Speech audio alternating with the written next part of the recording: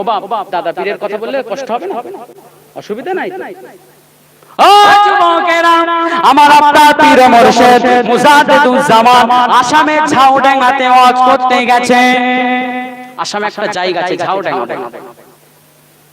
হুজুর আমার ওয়াজ করছেন, এমনি সময় দেখতে লেগেছে বাড়ির অপোজিট সাইডে একটা বাড়িতে দাও দাও দাও দাও করে আগুন জ্বলে। কি হচ্ছে? আগুন জ্বলছে। ও বাপ, এখানে জলসা হচ্ছে, ওই রাস্তার অপোজিট সাইডে যদি একটা ঘরে আগুন ধরে, আমরা জলসার মানুষগুলো হইচই বাঁধিয়ে যে আগুন কিভাবে নিভানো যায়।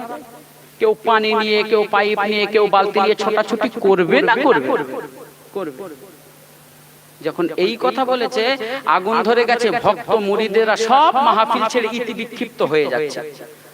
ফুরফুরা শরীফের মুজাদ্দিদুজ্জামান বলেছিলেন, এই আসামের মানুষেরা, তোমরা পানি নিয়ে ছুটছে কেন? পানি নিয়ে ছুটতে হবে না। আমি আবু বকর আমার কাছে